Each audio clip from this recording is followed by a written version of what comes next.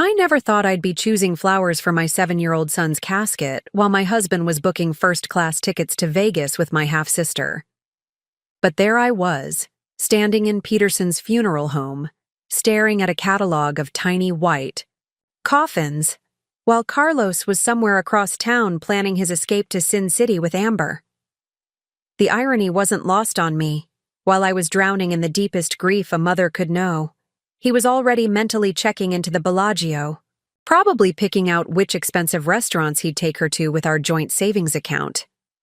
Before we jump back in, tell us where you're tuning in from, and if this story touches you, make sure you're subscribed, because tomorrow I've saved something extra special for you. The fluorescent lights in the funeral director's office buzzed overhead like angry wasps, casting everything in a harsh, clinical glow that made my skin looked gray and lifeless. Mr. Peterson, a kind man in his 60s with gentle eyes that had seen too much sorrow, slid another brochure across his mahogany desk toward me. "These are our premium children's caskets," he said softly, his voice the practiced whisper of someone who'd delivered this presentation countless times before. "The ivory satin lining is very popular for young ones." I couldn't focus on his words. My hands trembled as I turned the glossy pages, each one showing a different way to say goodbye to my little Leo forever. Leo, who just 3 weeks ago had been begging me to take him to the new superhero movie, who had insisted on wearing his Batman pajamas to the hospital because he said they made him brave. Leo, whose last words to me were, "Mommy, will you read me the dragon story one more time?" Before the machines took over his breathing and the cancer finally won the battle we'd been fighting for 2 agonizing years. "Mrs. Martinez," Mr. Peterson's voice seemed to come from underwater. "Would you prefer the mahogany or the oak? The mahogany has a lovely rose gold finish that many families find comforting. How do you choose wood for your child's final bed? How do you decide between satin and velvet lining for the place where your baby will spend eternity?" These weren't decisions any parent should have to make, yet here I was, alone, making them while my husband of 12 years was probably comparing hotel suites online. I should have known something was wrong when Carlos didn't come with me to this appointment. "I can't handle it right now, Odette," he'd said that morning, not even looking up from his phone as I stood in our kitchen wearing the same black dress I'd worn to Leo's last doctor's appointment. "You're better at this kind of stuff anyway. More organized. More organized. As if planning our son's funeral was just another item on my to-do list, like scheduling a dentist appointment or picking up dry cleaning. But it wasn't just this appointment. He'd missed. Over the past week, since Leo had taken his last breath in that sterile hospital room, Carlos had been distant, distracted. He'd leave for hours without explanation, claiming he needed to clear his head or handle some business. His phone was constantly buzzing with messages he'd quickly silence when I walked into the room. When I'd catch glimpses of his screen, he'd angle it away from me with the practiced motion of someone with something to hide. "I think the ivory satin," I heard myself saying to Mr. Peterson, though the words felt like they were coming from someone else's mouth. Leo always loved soft textures. He had this blanket, blue fleece with little rocket ships, that he carried everywhere. Mr. Peterson nodded knowingly and made a note in his file. "We can certainly include personal items. Many families find comfort in that. Will your husband be joining us for the service planning?" The question hit me like a physical blow. Where was Carlos? At this moment, when we should have been supporting each other through the worst experience of our lives, he was nowhere to be found. I pulled out my phone and saw 3 missed calls from him, but no voicemails, just calls, as if he was checking to see if I was still busy, still occupied with the devastating details of burying our child. "He'll be here," I lied, because admitting the truth, that I had no idea where my husband was or why he wasn't by my side, felt like acknowledging that my marriage was crumbling just as surely as my heart was breaking. Mr. Peterson continued. With the arrangements, his voice a steady anchor in the storm of my grief. We discussed timing, flowers, music. I found myself making decisions that Leo would have loved, His favorite song, "You've Got a Friend in Me" from Toy Story, would play as people entered. The flowers would be bright yellows and blues, his favorite colors, not the traditional, somber arrangements. This wasn't just a funeral. It was a celebration of a little boy who had brought nothing but joy and laughter into the world for his brief 7 years. As we finalized the details, my phone buzzed again. This time it was a text message. "Running late, sorry. Important meeting ran over. We'll catch up with you later." No mention of Leo. No acknowledgement of what I was going through alone. Just a generic excuse that could have been sent to anyone about anything. I stared at the message, and for the first time since Leo's diagnosis 2 years ago, I felt something other than sadness or fear. I felt anger. White-hot, burning anger that my husband, the man who had promised to love me in sickness and in health for better or for worse, was treating our son's funeral arrangements like an inconvenience to his schedule. "Mrs. Martinez?" Mr. Peterson's voice pulled me back to the present. "Are you all right?" I looked up at this kind stranger who was helping me navigate the worst day of my life, who was treating Leo's memory with more respect and care than my own husband was showing, and I made a decision. I was going to give Leo the farewell he deserved, with or without Carlos. My son had been the most important thing in my world, and he was going to be honored properly. "I'm fine," I said, and for the first time in days, I meant it. Not fine in the sense that my world hadn't just collapsed, but fine in the sense that I knew what I had to do. I was going to be strong for Leo, the way I'd been strong through every chemotherapy session, every midnight emergency room visit, every terrifying conversation with doctors who spoke in statistics and survival rates. As I signed the final papers and shook Mr. Peterson's hand, promising to return tomorrow with Leo's favorite rocket ship blanket and his collection of superhero action figures, I had no idea that Carlos wasn't at any business meeting. I had no idea that while I was choosing flowers for our son's casket, he was choosing between the penthouse suite and the deluxe king room at Caesar's Palace. I had no idea that my half-sister Amber, who I hadn't spoken to in 3 years, but who had somehow managed to stay in touch with my husband, was helping him plan what she was calling their healing getaway. I had no idea that while I was planning to say goodbye to our child, Carlos was planning to say goodbye to our marriage. But I was about to find out, and when I did, it would change everything. Walking into our neighborhood after leaving the funeral, home felt like entering a fishbowl. Every window seemed to have a face peering out. Every front porch had someone suddenly finding urgent reasons to check their mailbox or water their plants. Word travels fast in Millbrook Heights, and the news of little Leo's passing had spread through our suburban community like wildfire. But it wasn't just sympathy I saw in their eyes. It was curiosity, judgment, and that particular brand of fascination that people have with other people's tragedies. Mrs. Henderson from across the street was the first to approach, clutching a casserole dish like a shield. "Oh, Odette, honey," she cooed, her voice dripping with practiced sympathy. "I just can't imagine what you're going through. Where's Carlos? I haven't seen him around much lately." Her eyes darted past me toward our driveway, taking note of his missing car with the sharp attention of a detective. "He's handling some arrangements," I said, the lie bitter on my tongue. The truth was, I had no idea where my husband was, and the not knowing was almost worse than the grief itself. Mrs. Henderson's perfectly penciled eyebrows rose slightly. "Oh, of course. Men handle grief differently, don't they? Though I have to say, if it were my child..." She let the sentence hang in the air like a judgment, her meaning crystal clear. A real husband would be by his wife's side. A devoted father wouldn't disappear when his family needed him most.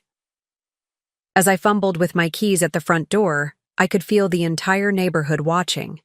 Preparing and narrating this story took us a lot of time, so if you are enjoying it, subscribe to our channel. It means a lot to us. Now back to the story.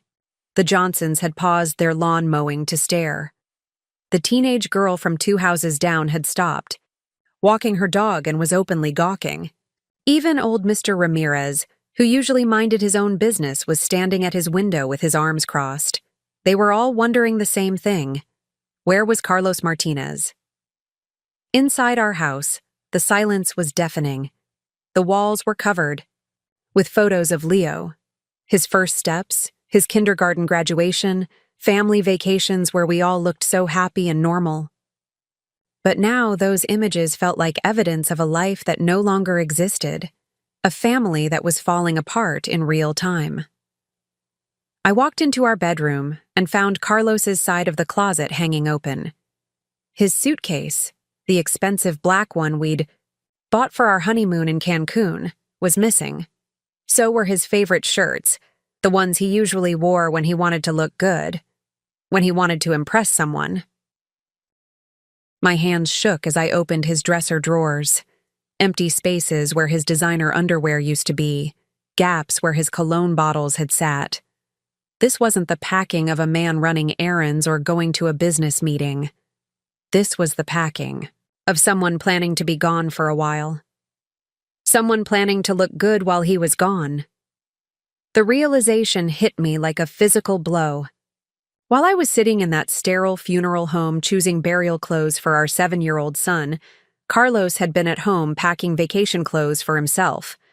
While I was deciding between carnations and lilies for Leo's service, my husband was deciding which shirts would look best for whatever he had planned. My phone rang, startling me out of my discoveries. It was my mother, Angelina, calling from her assisted living facility across town. Mija. Her voice was thick with concern. I just heard about the arrangements from Mrs. Chen next door. She said you were at the funeral home alone today. Where is Carlos? I couldn't bring myself to tell her the truth, that I was beginning to suspect my husband had abandoned me in my darkest hour. He's just busy with work stuff, Mom. You know how he gets. But my mother wasn't fooled. She'd raised 4 daughters as a single mother after my father left when I was 12. She had a sixth sense for detecting abandonment. Odette, listen to me carefully.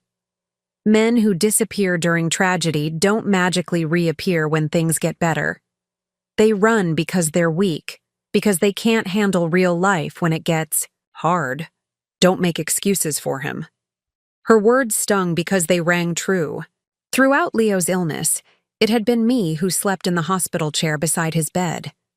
Me who learned all the medical terms, who spoke to the doctors, who held Leo's hand during the procedures that made him cry. Carlos would show up for the big moments, the surgeries, the really scary appointments. But the day-to-day grinding reality of caring for a sick child had fallen almost entirely on my shoulders. He's grieving too, Mom, I said weakly. But even as I said it, I wondered if that was true. Carlos had always been good at compartmentalizing, at pushing difficult emotions aside and focusing on work or hobbies, or anything that didn't require him to feel too deeply. Grieving men don't pack suitcases and disappear, my mother said sharply. They stay home and hold their wives. After I hung up, I sat on our bed surrounded by the evidence of Carlos's secret departure. The neighbors were probably still outside, watching and waiting for him to come home. They'd start talking soon if they weren't already. They'd wonder what kind of man leaves his wife to plan their child's funeral alone. They'd whisper about marriage problems and speculate about affairs, and slowly, piece by piece, they'd tear apart what was left of our reputation in this community where we'd lived for 8 years. But the worst part wasn't their judgment. The worst part was that I was starting to wonder if they were right to judge. Because what kind of husband disappears when his wife needs him most? What kind of father packs designer clothes while his son's body waits in a morgue? I looked at our wedding photo on the nightstand. Carlos and me dancing at our reception, both of us laughing, him spinning me around like I was the most precious thing in his world. That man seemed like a stranger now. The man I'd married would never have left me to face this alone. Would he? The call came at 11:47 p.m., just as I was finally drifting off to sleep after hours of staring at the ceiling. I'd been lying in our king-size bed, which suddenly felt enormous and cold without Carlos beside me when my phone lit up the darkness. The number was local but unfamiliar, and for a moment I considered letting it go to voicemail. But something, maybe desperation, maybe hope that it was Carlos calling from someone else's phone, made me answer. "Hello?" My voice was hoarse from crying. "Is this Odette Martinez?" The voice was female, young and nervous. "Yes. Who is this?" "My name is Naomi. I work at McCarran Airport in Las Vegas. In customer service." She paused, and I could hear her breathing heavily. "I'm really sorry to bother you so late, but I felt like I had to call. I found your number in some paperwork that was left behind." My heart started pounding. "I'm sorry, I don't understand. What paperwork?" "Ma'am, I'm not supposed to be calling you. I could lose my job for this. But I have a 7-year-old daughter myself, and when I saw what was in this folder, I just couldn't stay quiet." Her voice broke slightly. There was a travel itinerary for Carlos Martinez and Amber Delacroix. They booked first-class tickets to Vegas for tomorrow morning. The room started spinning. Amber Delacroix, my half-sister's full name, the one she'd started using after she moved to Vegas 5 years ago, claiming she wanted a fresh start and a name that sounded more sophisticated. Amber, who I hadn't spoken to since our father's funeral 3 years ago, when she'd shown up in a barely there black dress and spent the entire service flirting with my husband. "I'm sorry, there must be some mistake," I whispered, but even as I said it, I knew there wasn't. "Ma'am, I wish there was, but it gets worse." Naomi's voice dropped even lower. "They also booked the penthouse suite at Caesar's Palace for a week, and there was a receipt for a jewelry purchase. From Tiffany & Co., a diamond necklace for $15,000. $15,000.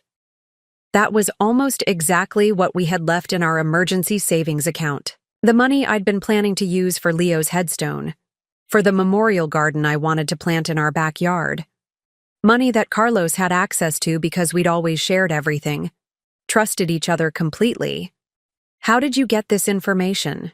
I managed to ask, though my throat felt like it was closing. "Your husband, Carlos.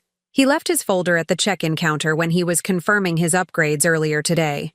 It had his itinerary, hotel confirmation, receipts, and a bunch of other papers, including what looked like insurance documents, with your name on them. When I saw that a woman named Odette Martinez was listed as the wife, and there were medical papers for a child named Leo Martinez." She trailed off. "Medical papers?" "Discharge papers from Children's Hospital of Philadelphia, and a death certificate. Ma'am, I am so sorry for your loss. But when I realized your husband was flying to Vegas with another woman just days after your son's funeral, I looked you up and found your number. I thought you deserved to know. The death certificate." Carlos had picked up Leo's official death certificate yesterday, claiming he needed it for insurance purposes. Insurance purposes. Now I understood. He'd been planning this escape while Leo was still fighting for his life. "Are you still there?" Naomi asked gently. "Yes," I whispered. "The flight. What time does it leave?" 8:15 a.m., Gate B7. "Mrs. Martinez, I printed copies of everything before I turned the folder in to Lost and Found. If you want them." Yes, I want them." We arranged to meet at a 24-hour diner near the airport. Naomi would drive the 2 hours from Las Vegas tonight, on her day off, to hand-deliver the evidence of my husband's betrayal. A complete stranger was showing me more kindness and loyalty than my own husband. After hanging up, I sat in the darkness of my bedroom, trying to process what I'd just learned. Carlos wasn't having a breakdown. He wasn't dealing with grief in his own way. He was escaping. And he was escaping with my half-sister, using our emergency fund to buy her jewelry and luxury hotel suites while I planned our son's funeral alone. Amber. Of all the women in the world, he'd chosen Amber. My father's daughter from his affair, the half-sister who'd grown up with all the privileges I'd been denied, the one who'd always been prettier, more confident, more willing to take what she wanted without caring who got hurt. She'd moved to Vegas after high school, claiming she was going to become a dancer or a model, but from what I'd heard through family gossip, she'd mostly become very good at finding wealthy men to support her lifestyle.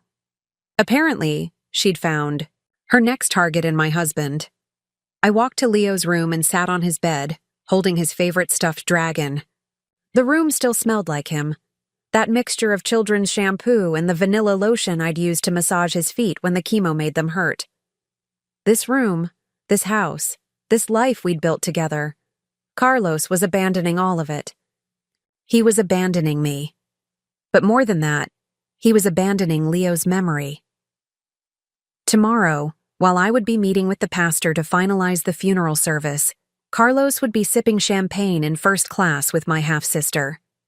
While I would be picking up flowers and making sure Leo's favorite teddy bear was properly positioned in his casket, my husband would be checking into a penthouse suite in Sin City. The betrayal was so complete, so calculated, that I almost couldn't comprehend it. This wasn't a moment of weakness or a grief-induced breakdown. This was planned, methodical, cruel. As I sat there in my son's empty room, surrounded by his toys and drawings and all the evidence of a life cut too short, I made a decision. Carlos thought he could sneak away while I was distracted by grief. He thought he could steal our money and run off with my sister while I was too broken to notice. He was wrong. I was going to that airport tomorrow morning, and Carlos Martinez was about to learn that his biggest mistake wasn't falling for my manipulative half-sister. His biggest mistake was underestimating his wife. I spent the rest of the night sitting on my kitchen floor, back against the refrigerator, staring at the copies of documents that Naomi had driven 2 hours to deliver. The evidence was spread across the cold tile like pieces of a puzzle I didn't want to solve. Flight confirmations, hotel reservations, a credit card receipt from Tiffany & Co., a printout of text messages between Carlos and Amber that Naomi had somehow managed to access through the airport's lost and found system. The text messages were the worst part. Carlos. Can't wait to get out of here. She's so wrapped up in funeral planning she doesn't suspect anything. Amber. Poor little Leo. At least now you're free. Vegas will heal us both, baby. Carlos. Already bought your necklace. The one you wanted from the catalog. $15K, but you're worth it. Amber. You're so good to me. Unlike my uptight sister who never appreciated what she had. Carlos. She's always been too serious. You know how to have fun. I read those messages over and over, each time feeling like I was looking at conversations between two strangers. The Carlos in those texts wasn't the man who had held my hand during Leo's diagnosis. He wasn't the father who had cried when we first heard the word cancer.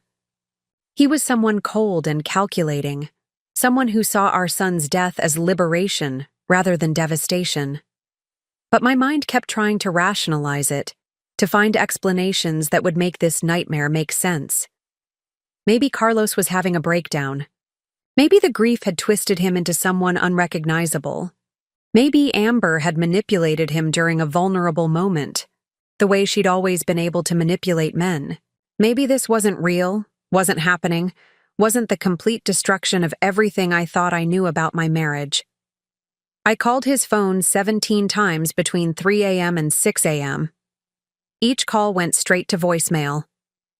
His cheerful recorded voice. You've reached Carlos. Leave a message and I'll get back to you. Sounded obscene now, like a recording from a different lifetime when he'd been a different person.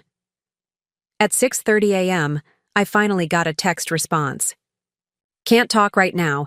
At the hospital handling some paperwork. We'll call you later. The hospital. Another lie.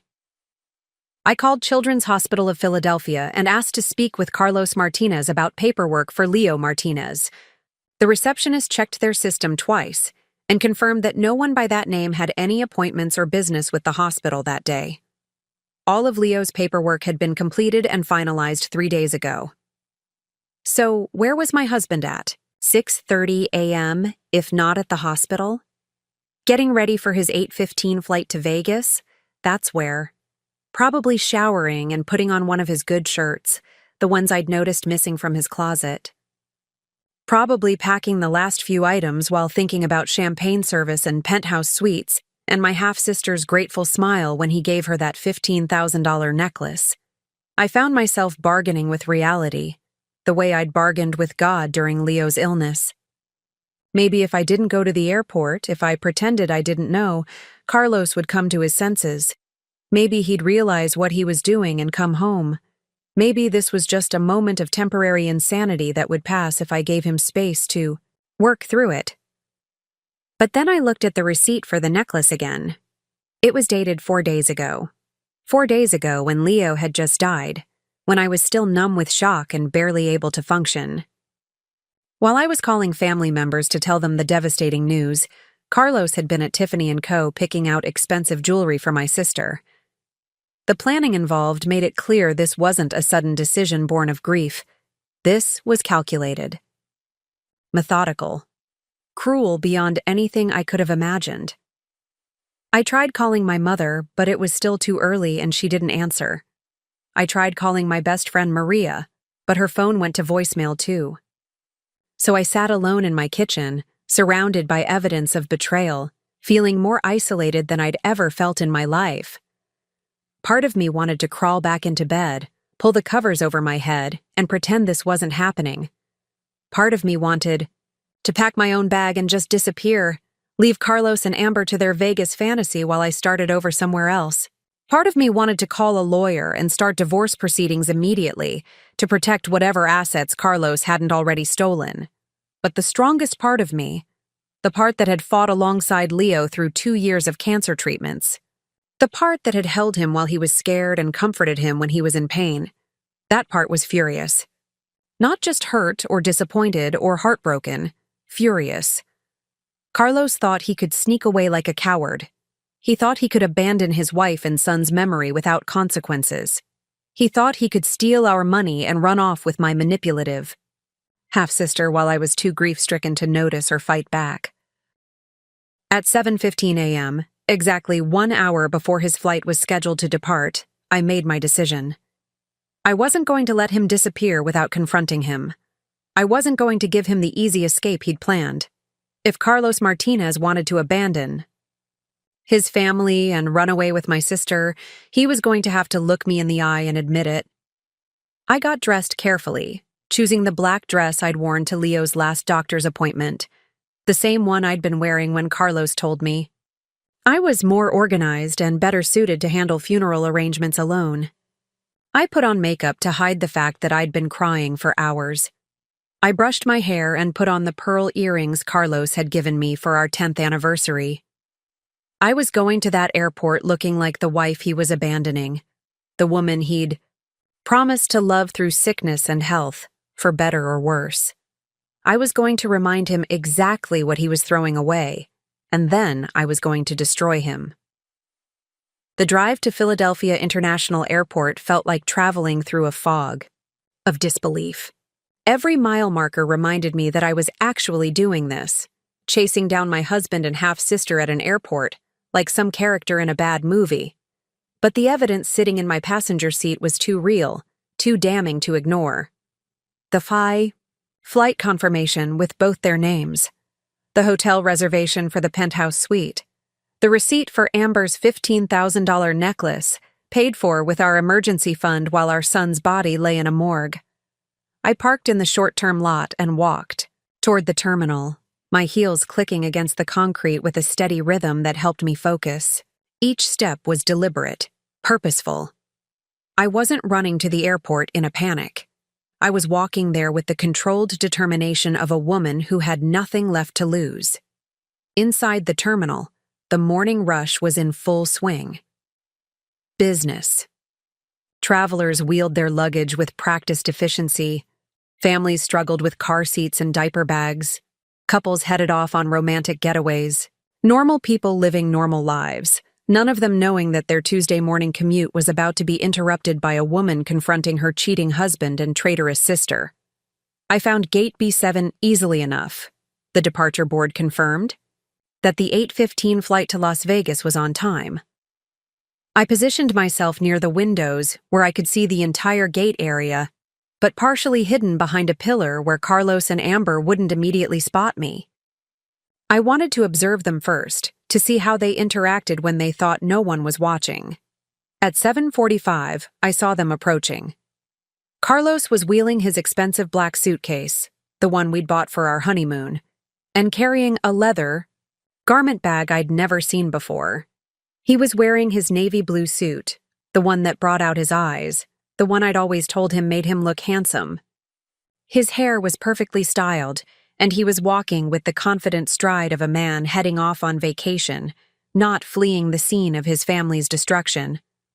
But it was Amber who made my breath catch in my throat.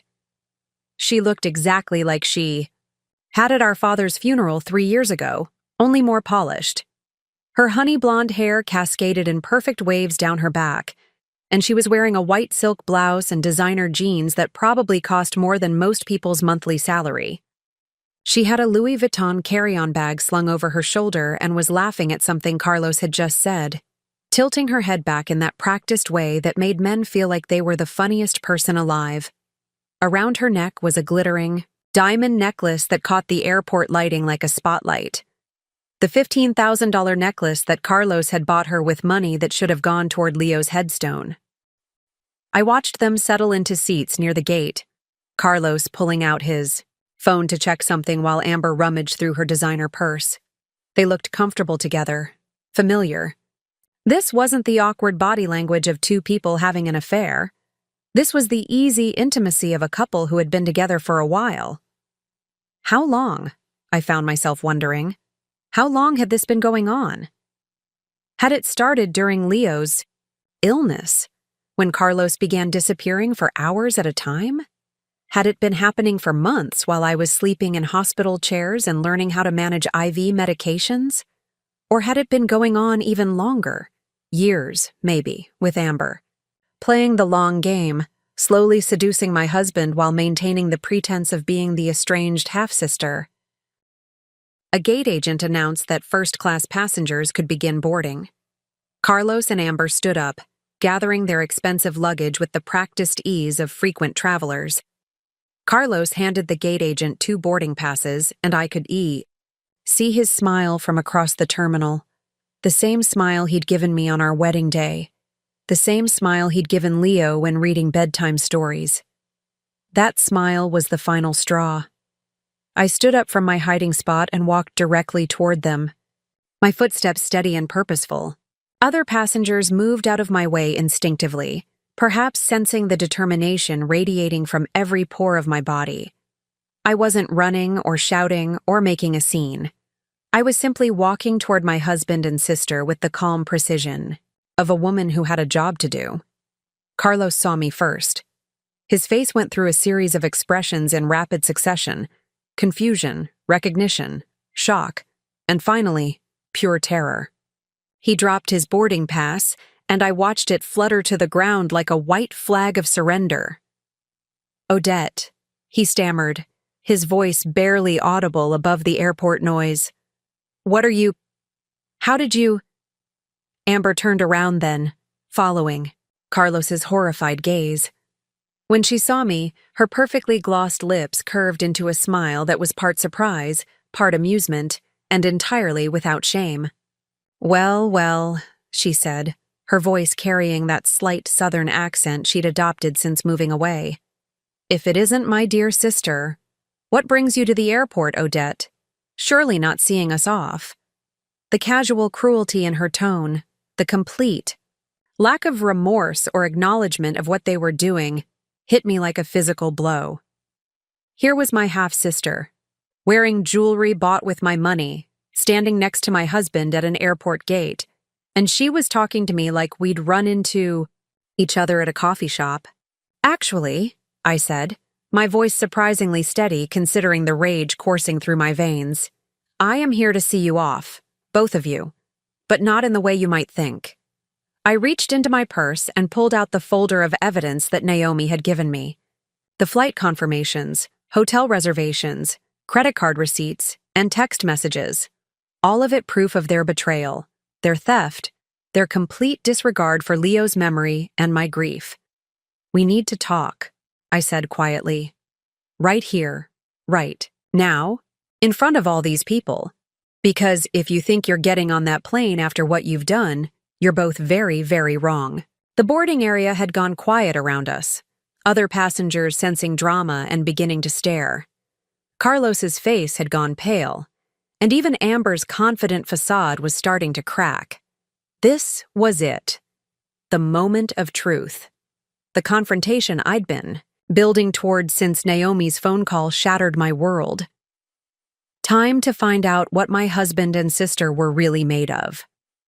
For a moment, the three of us stood frozen in a tableau of betrayal and confrontation, surrounded by the everyday chaos of airport life, families with crying babies, business travelers checking their phones, couples heading off on romantic vacations, all of them oblivious to the fact that my entire world was imploding just 20 feet from Gate B7.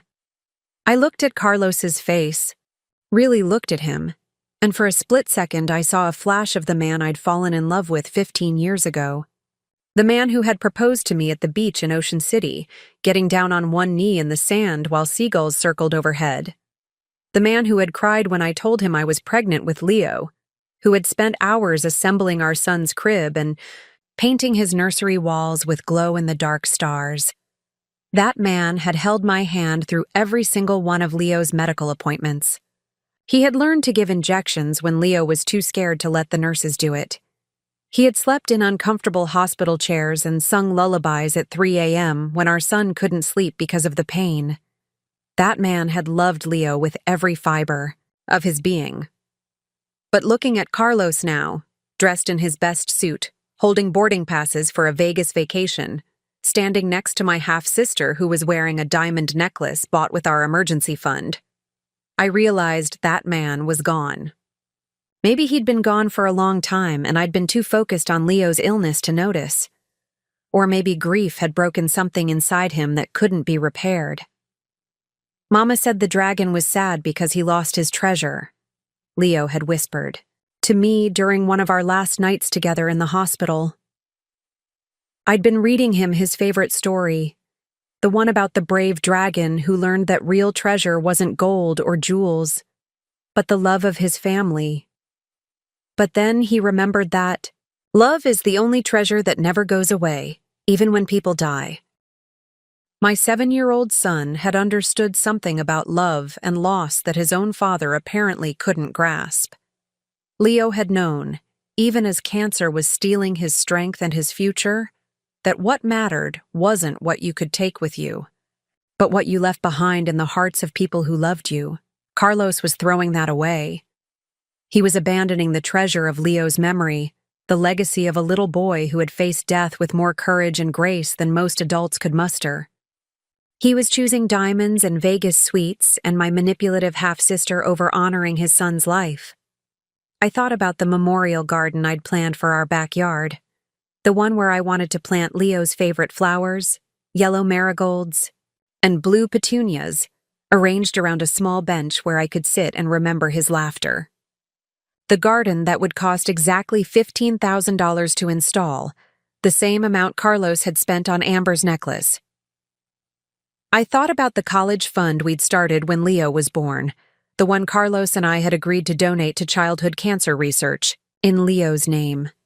Money that would help other families fighting the same battle we'd lost. Money that could fund research that might save other children. All of that meaning, all of that purpose, Carlos was abandoning for a week in Vegas with a woman who saw our son's death as freedom for his father. Mrs. Martinez? A gentle voice interrupted my thoughts.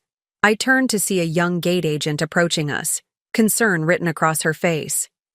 Is everything all right? We're about to begin general boarding. Carlos started to speak, probably to explain away the tension, to minimize the situation and get Amber onto that plane before I could say anything else. But I held up my hand to stop him. Actually, I said to the gate agent, my voice calm and clear, there's been a change of plans. These passengers won't be taking this flight. Amber laughed, the sound sharp and artificial in the busy terminal. Odette, sweetie, you don't get to make decisions for us. Carlos is a grown man who can choose where he wants to go and who he wants to be with. She stepped closer to Carlos, sliding her arm through his in a gesture of possession that made my stomach turn. The diamond necklace caught the light again, each facet reflecting the fluorescent airport lighting like a tiny star. Leo had loved stars. Real ones, not the artificial sparkle of expensive jewelry bought with blood money. On clear nights, I used to carry him out to our back deck where we'd look up at the sky together. He'd make up stories about the constellations, turning Orion into a superhero, and the Big Dipper into a magical soup ladle that fed hungry children all over the world. My son had seen beauty and wonder in everything, even during his darkest moments. And these two people, my husband and my half-sister, they saw only what they could take, what they could use, what they could consume. You're right, Amber, I said quietly, opening the folder in my hands. Carlos is a grown man, and it's time he started acting like one. I pulled out the first document, the flight confirmation with both their names, and held it up for everyone to see. Ladies and gentlemen, I said, my voice carrying clearly across the gate area, I'd like to tell you about my husband Carlos Martinez and my half-sister Amber Delacroix. The boarding area fell silent. Passengers who had been checking their phones or organizing their carry-on bags stopped what they were doing and turned to watch. The gate agent looked uncertain, clearly not trained for this type of situation. Carlos, I continued, holding up the flight confirmation, purchased these first-class tickets to Las Vegas 3 days ago. The same day we finalized our 7-year-old son's funeral arrangements. A collective gasp rippled through the crowd. Several people pulled out their phones, and I realized this confrontation was about to become very public very quickly. Good. Let the world see what kind of man abandons his wife during the worst tragedy of her life. Carlos's face had gone completely white. Odette, please, you don't understand. I don't understand, I interrupted, my voice rising for the first time. Let me show everyone exactly what I understand. I pulled out the hotel confirmation next. Caesar's Palace Penthouse Suite, 7 nights, $3,500 per night. I looked directly at the crowd of passengers. That's $24,500 for a week in Vegas, paid for with money from our emergency fund. Money we'd been saving to pay for our son's cancer treatments. An older woman near the gate covered her mouth in horror. A businessman shook his head in disgust. Even the gate agent looked appalled. But I wasn't done. I reached into the folder and pulled out the Tiffany & Co. receipt, holding it high enough for everyone to see. And this, I said, my voice steady despite the rage coursing through my veins, is a receipt for a $15,000 diamond necklace. I pointed at Amber, who had gone very still. The one she's wearing right now, purchased 4 days ago while our son's body was still in the hospital morgue. The silence in the gate area was deafening. Even the background airport announcements seemed to fade away. Every eye was on us, every passenger staring at Carlos and Amber with a mixture of shock and disgust. Amber finally found her voice, but it came out as a whisper. Odette, you're making a scene. This isn't the place. This isn't the place. I laughed, but there was no humor in it. You're right, Amber. The place for this conversation should have been 3 years ago at Dad's funeral, when I caught you flirting with my husband over our father's casket. Or maybe 2 years ago when you started texting Carlos while our son was going through chemotherapy. Or perhaps last week when Leo was dying and you were planning your Vegas getaway. I pulled out my phone and scrolled to the screenshots, Naomi. had taken of their text messages. Would you like me to read your messages out loud? The ones where you called our son's death Carlos's freedom? Where you said I was too uptight to appreciate what I had? Please, Carlos whispered, his voice barely audible. Don't do this here. Don't do this here? I turned to face him fully, and the pain in my chest was so sharp I could barely breathe. You made this choice, Carlos. You chose to book this flight while I was planning our child's funeral. You chose to spend our emergency fund on jewelry. For my sister. You chose to abandon your wife and son's memory for a week in Sin City. I looked around at the crowd of passengers, many of whom were now openly recording with their phones. My son Leo died 8 days ago from leukemia. He was 7 years old. He loved superheroes and dragons and looking at stars. He was brave and kind and funny, and he fought cancer for 2 years with more courage than most adults could manage. My voice broke slightly, but I pushed through. While I was choosing a casket for that beautiful little boy, his father was choosing vacation outfits. While I was meeting with pastors and florists and trying to plan a service worthy of Leo's memory, his father was buying expensive jewelry for another woman. Carlos stepped forward, reaching for me. Odette, I know how this looks, but I can explain. Explain. I stepped back, avoiding his touch. Explain how you told me you were going to handle some business paperwork when you were actually confirming. Flight upgrades? Explain how you lied about being at the hospital this morning when you were really getting ready for your romantic getaway? I held up the final document, the text messages between them from just hours ago. Or maybe you'd like to explain this message you sent to Amber at 6:45 this morning. Almost time to leave this nightmare behind and start our real life together. Pack light, baby. We're buying you a whole new wardrobe in Vegas. The gate agent stepped forward, clearly overwhelmed. Ma'am, perhaps we should— No, I said firmly. We shouldn't do anything, because Carlos and Amber won't be taking this flight. In fact, they won't be taking any flights together. Ever. I turned back to my husband, looking him directly in the eyes. Because I'm done being the understanding wife. I'm done making excuses for your behavior. And I'm definitely done letting you use our son's death as an excuse to run away with my sister. The boarding announcement crackled over the intercom. Final boarding call for Flight 447 to Las Vegas. Better hurry, I said to both of them. Oh, wait. You can't board, because I'm about to have you both arrested for theft. The threat of arrest hung in the air like a live wire. Carlos's face went from pale to ashen, and for the first time since this confrontation began, Amber's confident facade completely cracked. Her perfectly manicured hand flew to the diamond necklace at her throat, as if she could somehow hide the evidence of their theft. You can't do that, Amber said, but her voice wavered with uncertainty. Those were gifts. Carlos gave them to me willingly. With stolen money, I replied calmly, pulling out my phone. Money taken from joint accounts. Without my consent. Money that belonged to both of us, used for purchases I never authorized. I started dialing 911, making sure they could see exactly what I was doing. Odette, wait. Carlos finally found his voice, stepping between me and his phone. Please, let's talk about this privately. We don't need to involve the police. The passengers around us were completely captivated now. Some were openly recording, others were whispering among themselves, but every single person was watching our family drama unfold in real time. The gate agent had called for security, and I could see 2 uniformed officers making their way through the terminal toward us. Privately? I laughed, holding the phone to my ear as it began to ring. Like the private conversations you and Amber have been having for months? Like the private decisions you made about our emergency fund? Like the private plan you made to abandon me while I buried our son? Ma'am, 911, what's your emergency? The operator's voice came through clearly. I'm at Philadelphia International Airport, Gate B7, I said, speaking loudly enough for everyone to hear. I need to report a theft.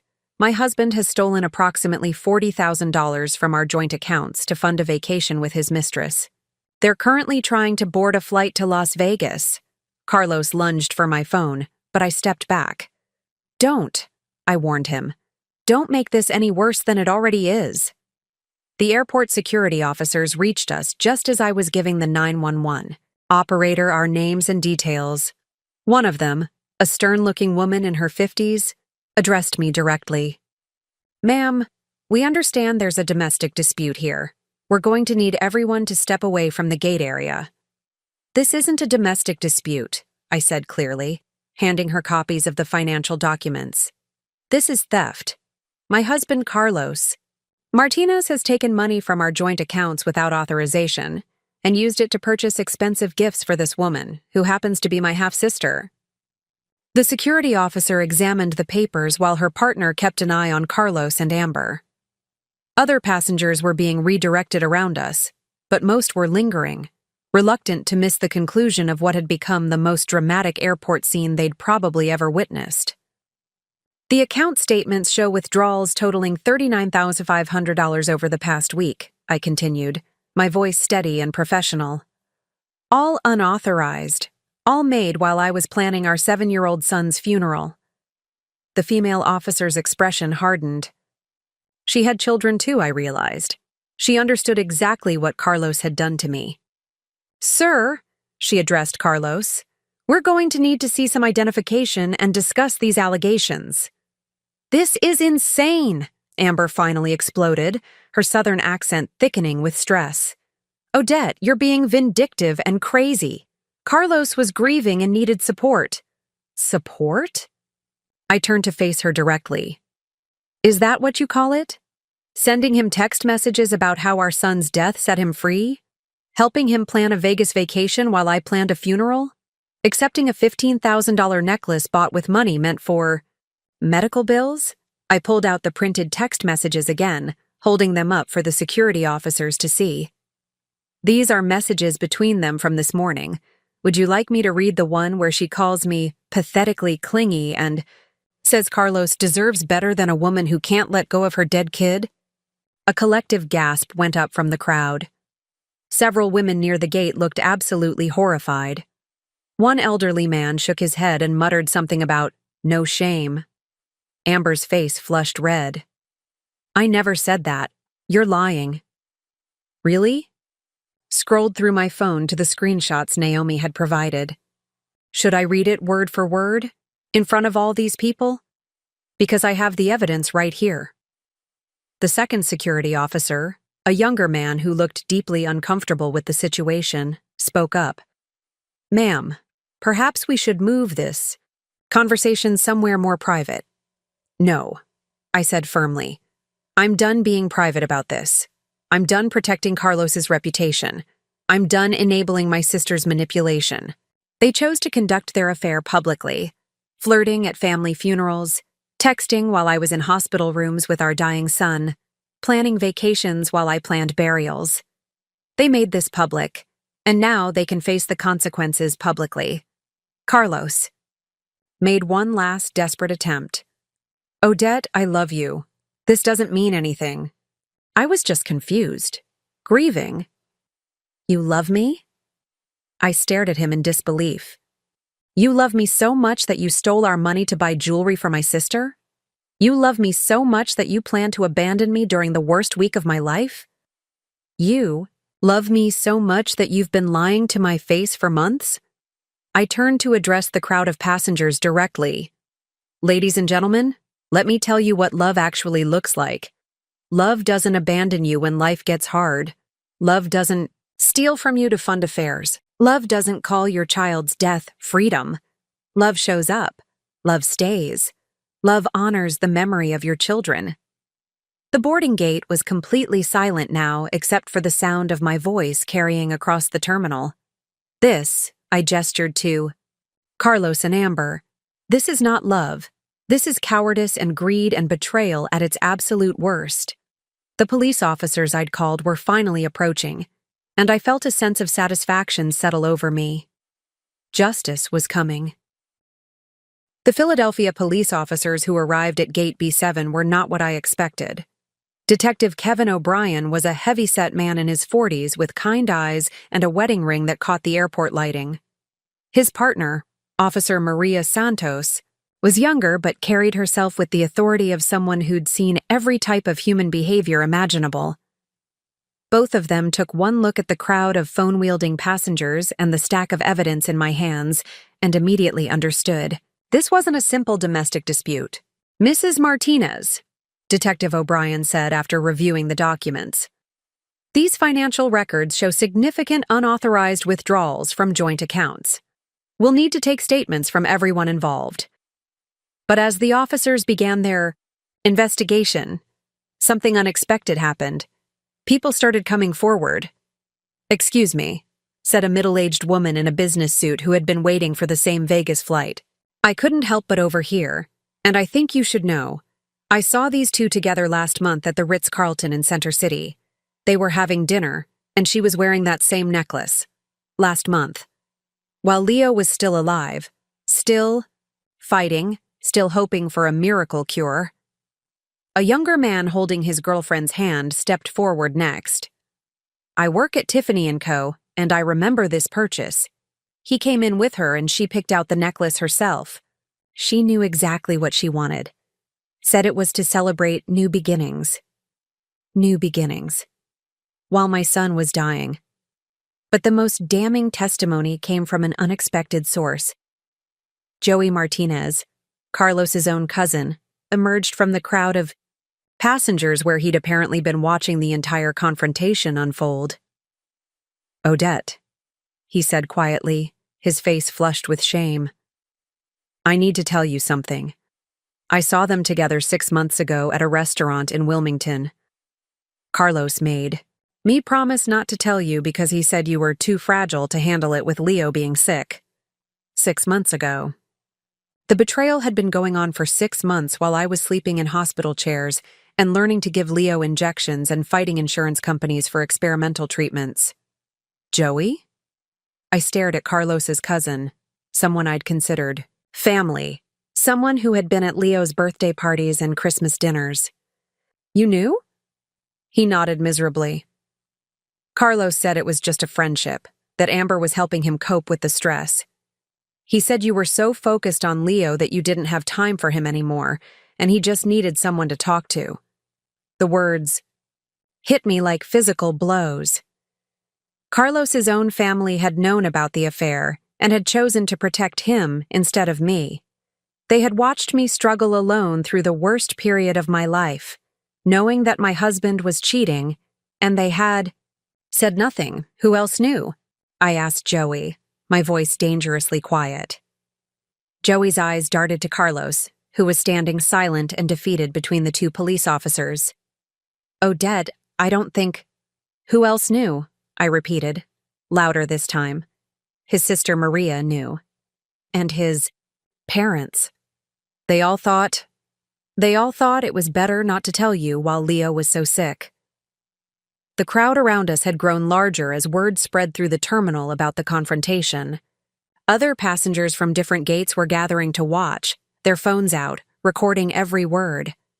I could see the horror on their faces as they realized the scope of the betrayal.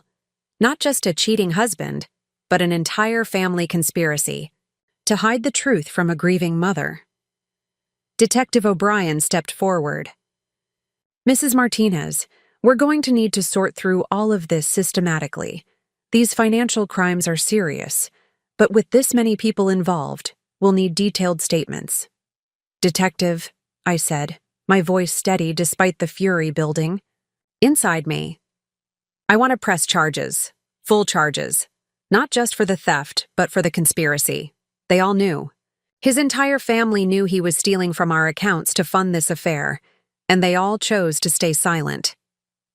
Amber, who had been mostly quiet since her earlier outburst, finally found her voice. "This is ridiculous, Odette. You can't charge people for not gossiping about other people's personal lives." "Personal lives?" I turned to face her, and the rage I'd been keeping controlled finally broke free. Personal lives? My sister, my husband was stealing money meant for our dying child's. Medical care to buy you jewelry, and you call that personal? I looked around at the crowd of strangers who had become unwitting witnesses to my family's destruction. Business travelers, vacationing couples, families with children, all of them staring at us with a mixture of sympathy and disgust. I want everyone here to understand something, I said, my voice carrying clearly across the gate area. This isn't just about adultery. This isn't just about a man leaving his wife. This is about a father who abandoned his dying son's mother to run away with another woman. This is about a family who conspired to hide theft and betrayal from a woman who was fighting to save her child's life. I turned back to Detective O'Brien. I want charges pressed against everyone who was complicit. Carlos for theft and fraud. Amber for conspiracy and receiving stolen goods. And I want a full investigation into every family member who knew about this and chose to stay silent while they watched me struggle alone. Officer Santos was taking notes furiously. Ma'am, we'll need you to come to the station to file formal complaints. I'll be there, I said. But first, I have a funeral to finish planning. Because unlike some people, I don't abandon my responsibilities when life gets difficult. The flight to Vegas was boarding around us, but Carlos and Amber wouldn't be on it. They wouldn't be anywhere but a police station, answering questions about their crimes. Finally, justice was beginning. As the police began taking formal statements, and the crowd of passengers slowly dispersed, my phone started buzzing with incoming calls. The first was from Maria Martinez, Carlos's sister, whose contact photo showed her smiling face at last year's Christmas dinner. A dinner where she'd hugged me and told me how proud she was of how I was handling Leo's illness. I answered the hi. Call on speakerphone, making sure Detective O'Brien could hear every word. Odette, honey. Maria's voice was syrupy sweet with fake concern. Joey just called me about some misunderstanding at the airport. I'm sure we can work this out without involving the police. Misunderstanding? I repeated, staring at Carlos, who was now handcuffed and sitting in an airport security chair. Is that what you call 6 months of covering up your brother's affair while I took care of our dying son? The silence on the other end of the line stretched for several seconds. When Maria spoke again, her tone had shifted from sweet to defensive. Odette, you have to understand, we were trying to protect you. You were under so much stress with Leo's treatment, and Carlos was struggling too. We thought it was better if you didn't know about his friendship with Amber. Friendship? Detective O'Brien raised an eyebrow and made a note. Ma'am, would you mind stating your full name for the record? Maria Elena Martinez, she replied automatically, then seemed to realize she was being recorded. Wait, who is this? This is Detective O'Brien with the Philadelphia Police Department. We're investigating charges of theft, fraud, and conspiracy related to your brother's activities. Your statement about protecting Mrs. Martinez from knowledge of these financial crimes is very interesting. I could practically hear Maria's panic. Through the phone. I didn't know about any financial crimes. I just knew Carlos was talking to Amber sometimes, getting emotional support during a difficult time. Emotional support that required a $15,000 necklace? I asked coldly. Emotional support that required stealing our emergency fund for Vegas vacations? Maria, stop lying. Joey already told me you all knew. Before Maria could respond, another call was coming in. Carlos's mother, Elena Martinez. I merged the calls, so both women could hear each other and the detective could record everything. Odette, mija. Elena's voice was trembling. Please don't do this to our family. Carlos made a mistake, but he's grieving too. Men handle grief differently than women. Differently? I looked at Carlos slumped in his chair, no longer the confident man who'd been planning his Vegas escape just an hour ago. How exactly does grief justify stealing money from your son's medical fund to buy jewelry for another woman? He didn't steal anything, Elena protested. That money was in both your names.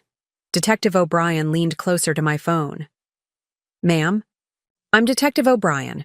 Using joint funds for unauthorized personal expenses, especially in amounts this large, constitutes theft under Pennsylvania law.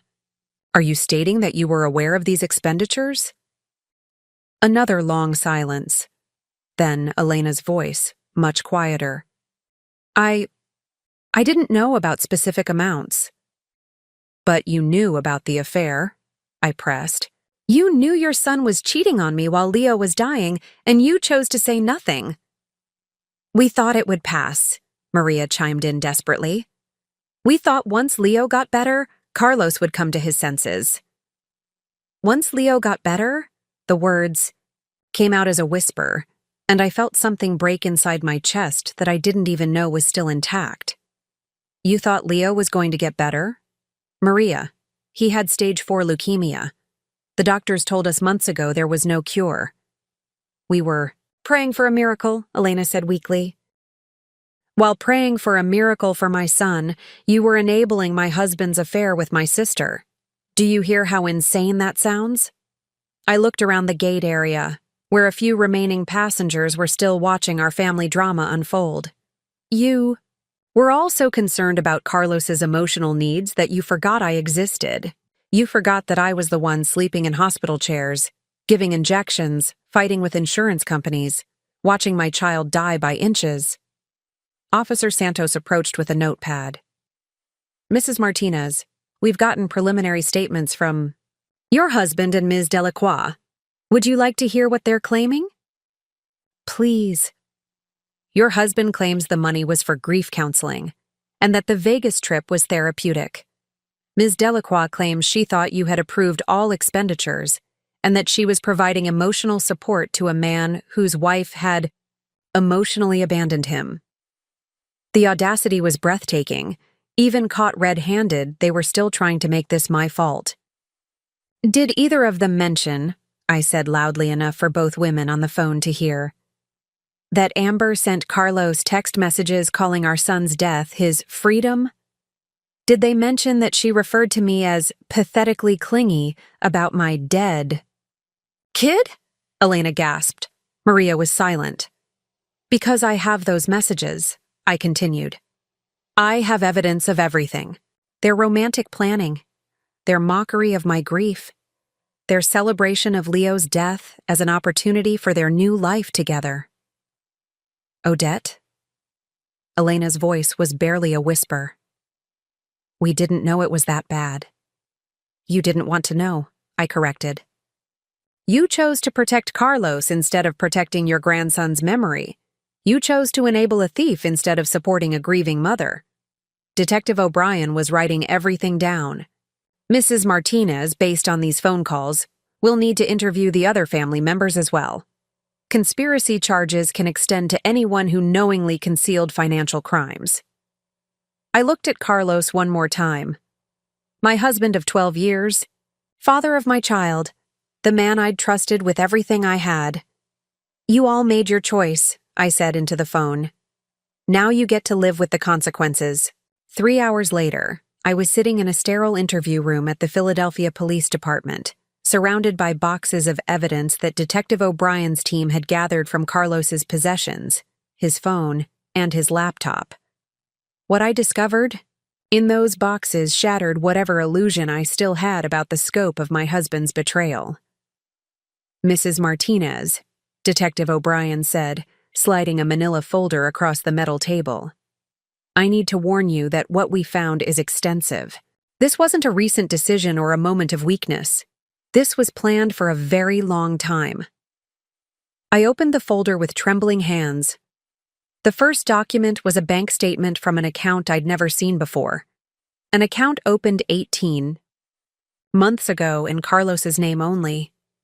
18 months ago, when Leo had first been diagnosed and we'd started the grueling round of treatments that would consume our lives. He's been funneling money into this secret account for over a year, Detective O'Brien explained. Small amounts at first, $500 here, $300 there. Money you probably wouldn't notice missing from your joint checking account.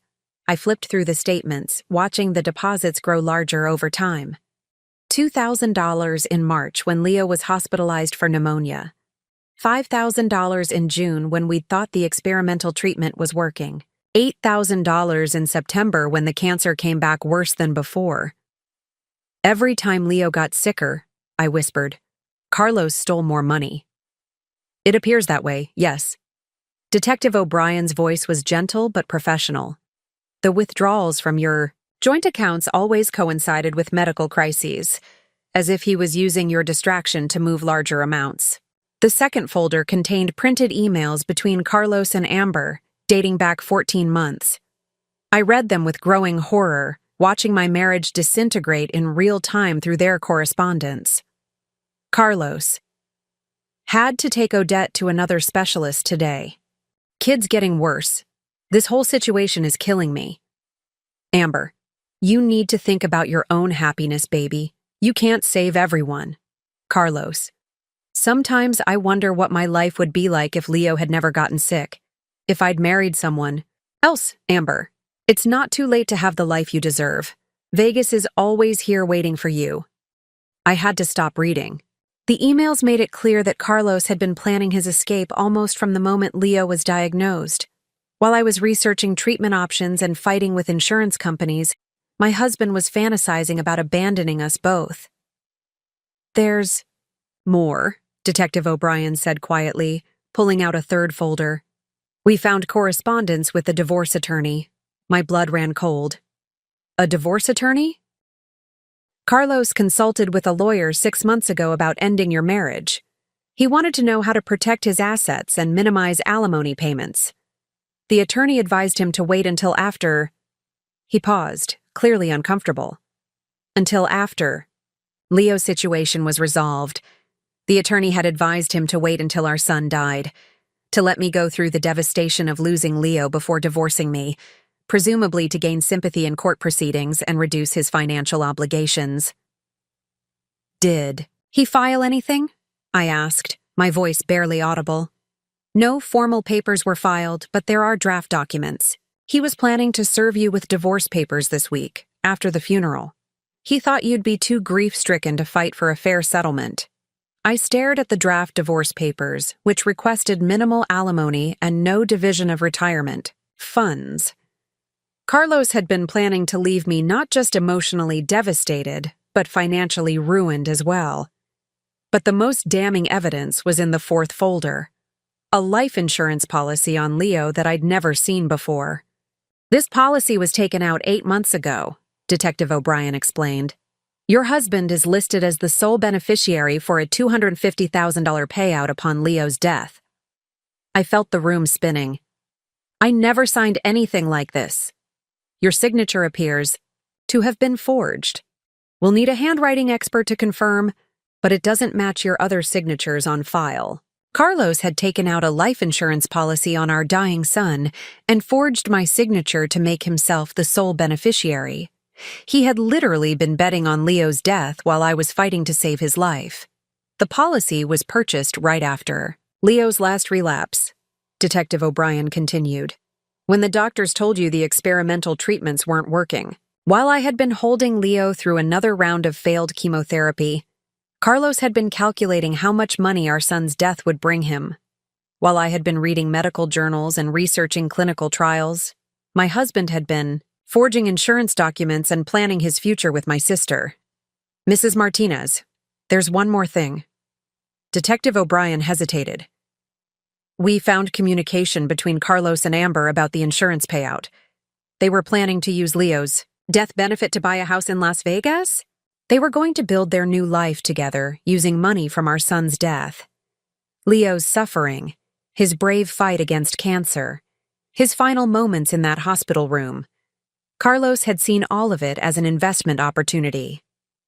I looked up at Detective O'Brien, and for the first time since this nightmare began, I felt something other than grief or rage. I felt resolve. I want him prosecuted for everything, I said quietly.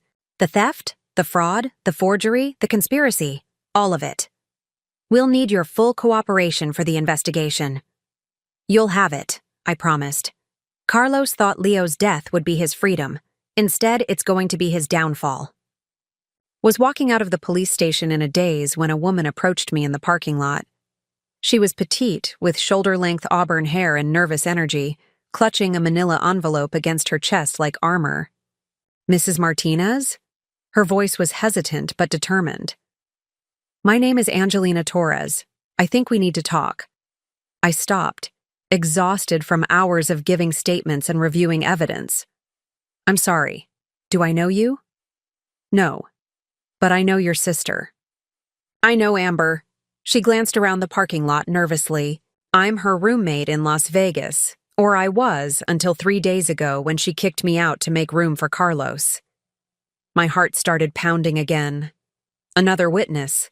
Another piece of the puzzle I wasn't sure I was ready to handle. I drove straight.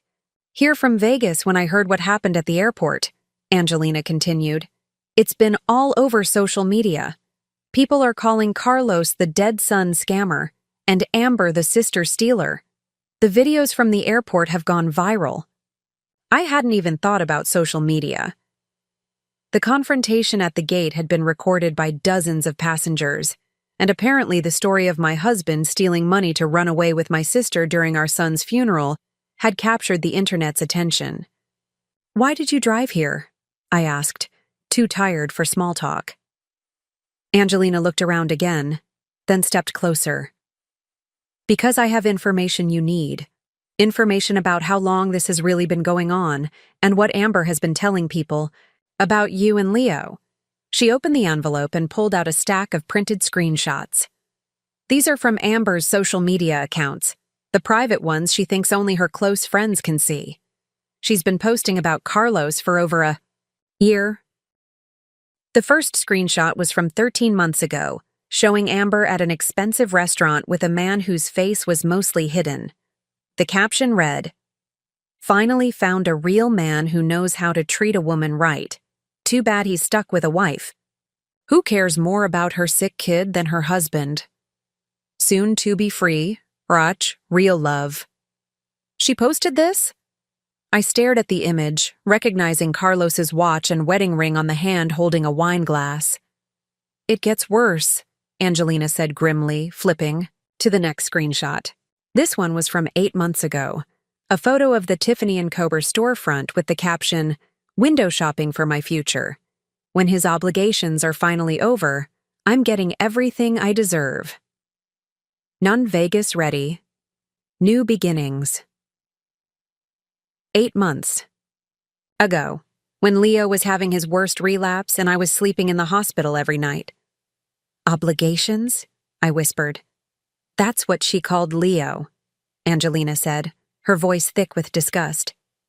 "She never used his name, always called him the obligation or the burden or the problem that needs to solve itself." I flipped through more screenshots, each one more horrifying than the last. Amber posing with expensive clothes and jewelry, always with captions about investing in my future with a man who knows what he wants. Photos of Vegas hotels and casinos with comments about planning our real honeymoon. Screenshots of text conversations where she called me the martyr wife and the professional victim. But the worst was a video post from just 2 weeks ago. Amber lounging by a pool, raising a champagne glass to the camera. "To new beginnings and the end of old obligations. Sometimes life has to take away the things that hold us back. Soon, my man will be free to choose happiness." She had posted a celebration video while Leo was dying. She told everyone at the casino where she works that Carlos was this successful businessman trapped in a loveless marriage with a woman who was obsessed with her sick kid, Angelina continued. "She made it sound like you were this hysterical, clingy wife who refused to accept reality and was holding Carlos back from living his life. How long have you known her?" I asked, still staring at the screenshots. 2 years. I answered a Craigslist ad for a roommate when I moved to Vegas for college. Amber seemed fun at first, but she's the most selfish person I've ever met." Angelina paused. When she told me she was moving out because her married boyfriend was finally going to leave his wife, I thought it was just another one of her fantasy relationships. She's always chasing married men, always convinced they're going to leave. They're wives for her. But this time was different. This time she had proof. She showed me bank statements, photos of expensive gifts, text messages. She was so excited about the life insurance money and the Vegas house they were going to buy. Angelina's voice dropped. She kept saying that once the kid situation resolved itself, Carlos would be worth almost $500,000 between the insurance and the divorce settlement. The kid situation. Leo's death was just a situation to be resolved. "Why are you telling me this?" I asked. "Why drive 12 hours to give this to me?" Angelina was quiet for a moment, then pulled out her phone and showed me a photo of a little girl with pigtails and a huge smile. "This is my daughter, Sophia. She's 6. When I heard what Amber said about your son, about celebrating his death as freedom..." She shook her head. I couldn't stay quiet. If someone talked about Sophia that way, I'd want to know. I looked at this young woman who had driven across the country to help a stranger seek justice for her child, and I felt something I hadn't felt in days. Hope. "Will you testify?" I asked. "Will you give this evidence to the police?" "Already done," Angelina smiled grimly. "I gave copies to Detective O'Brien before I came to find you, but I wanted you to see these yourself. I wanted you to know that people are horrified by what Carlos and Amber did. The whole internet is on your side." For the first time since this nightmare began, I wasn't fighting alone. Back inside the police station, Detective O'Brien spread Angelina's evidence across the conference table alongside everything they'd already collected. The social media posts, bank records, forged insurance documents, and email correspondence created a timeline of betrayal so comprehensive it took my breath away. "This changes everything," Detective O'Brien said, examining Amber's posts about Leo being the obligation. "This shows premeditation and conspiracy going back over a year. It's not just adultery or financial fraud anymore.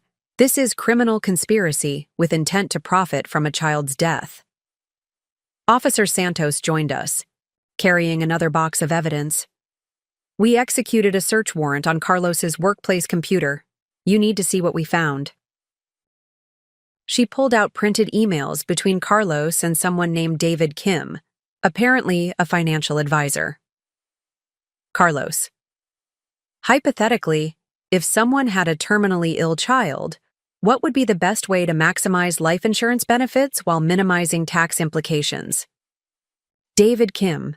"Hypothetically, you'd want the payout to go to a single beneficiary to avoid probate complications. Also, if the policyholder were to relocate to a state with no inheritance tax before the payout." Carlos. "Like Nevada?" David Kim. "Nevada has very favorable tax laws for this type of situation." I stared at the emails, dated 7 months ago. He was planning to move to Nevada to avoid paying taxes on Leo's death benefit. "It gets worse," Officer Santos said, pulling out more documents. "We also found communication with a private investigator. The PI's report was clinical and cold, detailing my daily routines, my emotional state, my relationship with Leo's medical team. Carlos had hired someone to spy on me during our son's final months. Why would he need surveillance on his own wife? I asked, though I was beginning to understand. "Control," Detective O'Brien said grimly. "He was gathering information to use against you in divorce proceedings. Look at this report from 6 weeks ago." I read the investigator's notes with growing horror. "Subject spends 12-14 hours daily at hospital. Appears emotionally unstable, frequently crying. Has become isolated from friends and extended family. Shows signs of depression and anxiety. Potential custody concerns if there were other children involved." Carlos had been building a case to paint me as an unfit wife and potentially unfit mother, documenting my grief and dedication to Leo as evidence of mental instability. "There's also this," Officer Santos said, handing me a thick folder. "Financial. Records from Amber's Vegas accounts. She's been receiving regular payments from Carlos for 8 months. The bank statements showed monthly transfers of $3,000 to $5,000 from Carlos's secret account to Amber's checking account. But the payments weren't just personal. They were labeled as business expenses and consulting fees. Consulting fees? I looked up at Detective O'Brien. Your sister has been running what appears to be a sophisticated operation, he explained. She's done this before, targeting married men with terminally ill family members. She has a whole network of contacts in Las Vegas who help her identify vulnerable targets. Angelina, who had been quietly listening, spoke up. That's how she met Carlos. Through an online support group for parents of sick children. She posed as someone who had lost a child to cancer and offered emotional support to grieving fathers. The revelation hit me like a physical blow. Amber had infiltrated a support group for grieving parents, people at their most vulnerable, to find men she could manipulate and exploit. We found her communications with at least 3 other married men over the past 2 years, Officer Santos continued. All of them had sick children or recently deceased children. All of them sent her money. Detective O'Brien pulled out a laptop and showed me Amber's dating profiles on various websites. She had multiple identities, sometimes a grieving mother, sometimes a cancer survivor, sometimes a nurse who understood the pain of losing children. Each profile was carefully crafted to appeal to men in devastating circumstances. This is her business model, he explained. She finds vulnerable men, offers them emotional support and escape fantasy, then slowly bleeds them dry. Carlos just happened to be her biggest target. I thought about all the support group meetings I'd attended during Leo's illness, all the fathers I'd seen broken by their children's suffering. Amber had been hunting in those spaces, preying on people's grief and desperation.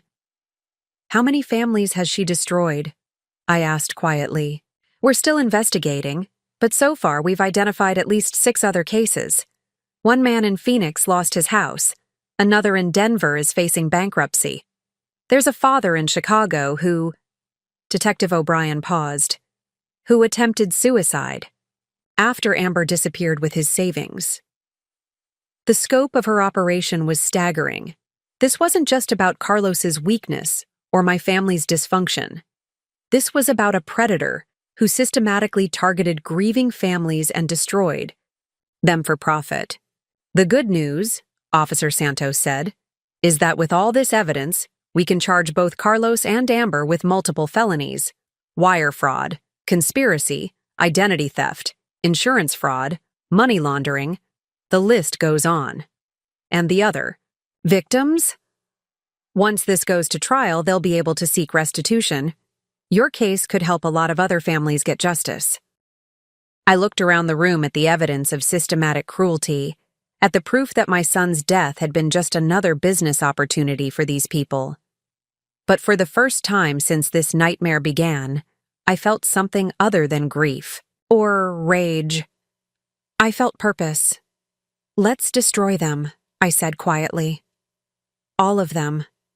Let's make sure they never hurt another family again. Over the next week, while I should have been grieving my son and planning his memorial service, I instead found myself at the center of a federal investigation that grew larger and more complex each day. The FBI had taken over the case when they realized the scope of Amber's operation crossed state lines and involved multiple counts of wire fraud.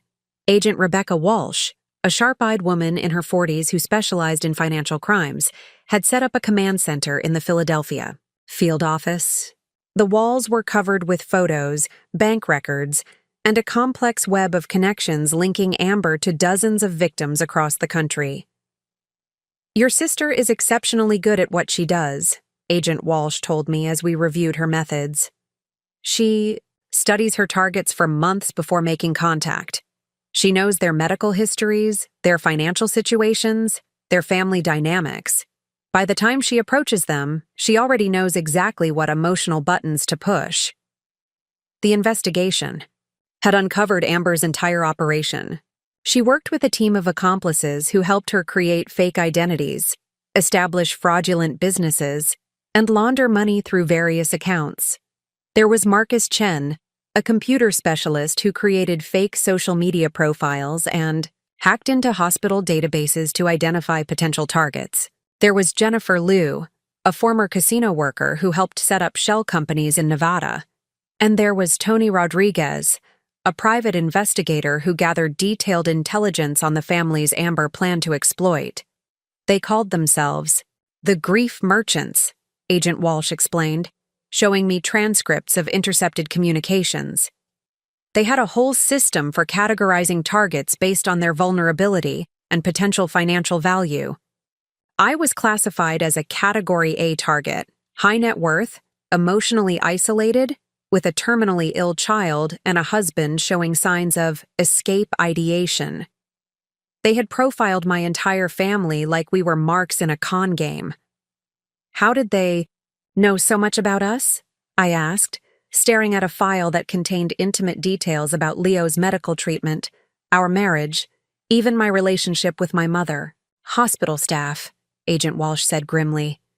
Amber had contacts in pediatric oncology units across multiple states, nurses and administrators who would tip her off about vulnerable families in exchange for cash payments. The betrayal went even deeper than I'd imagined. People I had trusted, medical professionals who had cared for Leo, had been selling information about our family's tragedy to criminals who planned to profit from our suffering. We've identified at least 12 healthcare workers involved in this network, Agent Walsh continued. They're all facing federal charges for HIPAA violations and conspiracy. But the most devastating discovery came when we uncovered the full extent of Carlos's involvement. He hadn't just been a victim of Amber's manipulation, he had been an active participant in planning the exploitation of other families. Agent Walsh showed me emails between Carlos and Amber from 6 months ago, discussing potential targets in our support group. Carlos. The Peterson family might be worth looking into. Their daughter has been in treatment for 3 years, and the father mentioned they've been struggling financially. Amber. Medical debt makes them vulnerable but less profitable. What about that new family, the Johnsons? They seemed well off. Carlos. Yeah, nice cars, expensive clothes, and the dad looks like he's barely holding it together. Classic escape candidate. My husband had been scouting other grieving parents in our support group, identifying vulnerable families for Amber to target. People who had sat in those same circles, sharing their deepest fears about losing their children, while Carlos was mentally cataloging their weaknesses for exploitation. The Johnson family lost their 8-year-old daughter 2 months ago, Agent Walsh told me. Mr. Johnson started receiving sympathetic messages from a grief counselor named Ashley 3 weeks later. Ashley was one of Amber's aliases. I remembered the Johnsons from support group meetings. Sarah Johnson had cried on my shoulder after her daughter Emma died. Michael Johnson had hugged Carlos and thanked him for his advice about staying strong for your wife. And Carlos had turned around and fed their information to predators. Did they lose money? I asked, dreading the answer. $15,000 so far. Michael Johnson is convinced that Ashley is helping him heal from his grief. He has no idea he's being scammed by the same people who targeted your family. The pattern was always the same. Amber would approach the grieving fathers weeks or months after their children died, offering emotional support and understanding that their wives supposedly couldn't provide.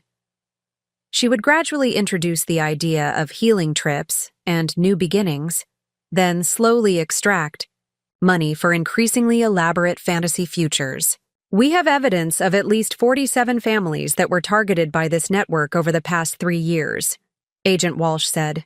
Total financial losses exceed $2 million, but the emotional damage, she shook her head. That's incalculable. As the investigation continued, I learned that Amber's operation was connected to other criminal enterprises. The money she stole was being laundered through casinos, invested in real estate, and used to fund additional scams. She wasn't just a con artist. She was part of a sophisticated criminal organization that preyed specifically on families destroyed by childhood illness. The good news, Agent Walsh said, is that your confrontation at the airport and your willingness to cooperate has blown this whole thing wide open. We've been trying to build a case against this network for 2 years, but we never had a victim willing to go public and help us gather evidence. What happens now? Now we bring them all down. Carlos, Amber, and every single person who profited from the suffering of dying children. Agent Walsh's expression was fierce. By the time we're done, they'll never hurt another family again. But first, I had to bury my son, and somehow find the strength to honor Leo's memory, while his father sat in a federal detention center, awaiting trial for exploiting other children, just like him. The morning of Leo's funeral, I woke up in a house that felt like a crime scene. FBI agents had been through every room, photographing documents and collecting evidence. Carlos's belongings were tagged and bagged, his computer seized, his phone cloned. The home where we'd planned to raise our family had become the epicenter of a federal investigation into the exploitation of grieving children. But today wasn't about the investigation. Today was about Leo. I stood in his bedroom, surrounded by the toys and books and artwork that represented 7 years of pure joy and wonder. His Batman costume hung in the closet, cape slightly wrinkled from the last time he'd worn it to fight the monsters in his IV drip. His collection of dragon figurines sat on the windowsill, arranged in the elaborate battle scenes he'd created during long afternoons when he was too weak to play outside. Agent Walsh had offered to postpone any further interviews until after the funeral, but I'd declined. The case against Carlos and Amber was too important, the evidence too time-sensitive. Other families were counting on us to stop this criminal network before more children could be exploited. Mrs. Martinez? My mother's voice came from the doorway. Angelina had flown in from her assisted living facility, determined to support me through Leo's funeral despite her own frail health. The funeral director is here. Mr. Peterson looked uncomfortable as he entered my living room, clearly aware that our family was at the center of a national news story. The dead son scammer case had captured media attention across the country, with people horrified by the idea of criminals preying on families with dying children. Mrs. Martinez, he said gently, I want you to know that we've taken extra security precautions today. There may be media attention, and we want to ensure Leo's service remains dignified and private. I nodded, grateful for his consideration. Carlos's arrest had made headlines, and reporters had been calling non-stop for interviews. But today was for Leo, not for the media circus surrounding his father's crimes. Have you given any thought to the eulogy? Mr. Peterson asked.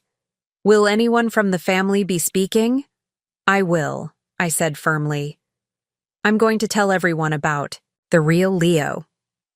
Not the child who was exploited by criminals, but the boy who loved dragons and superheroes and made everyone around him smile. As Mr. Peterson left to finalize arrangements, my phone rang. It was Sarah Johnson, Michael's wife from the support group. She was sobbing so hard I could barely understand her words. Odette, I just saw the news about Ashley, she managed to say. The FBI called us this morning. That woman who's been helping Michael, she's one of them, isn't she? One of the people who hurt your family? My heart sank. The Johnsons were discovering that their grief counselor was actually part of the criminal network that had targeted dozens of families. Sarah, I'm so sorry. I know this is devastating. $15,000, she whispered. Michael gave her $15,000 for their healing retreat. Money we needed for Emma's memorial fund. How could we be so stupid?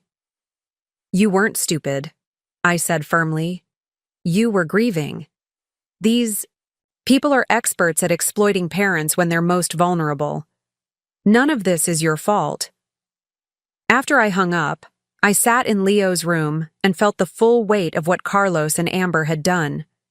It wasn't just about our family anymore. It was about every parent who had lost a child and then been betrayed by people pretending to offer comfort and support. The doorbell rang again, and I was surprised to find Naomi on my doorstep, the airport employee who had first called to Tell me about Carlos's Vegas plans. She was holding a small wrapped package. I hope I'm not intruding, she said quietly. I know today is Leo's funeral, and I just wanted to give you this.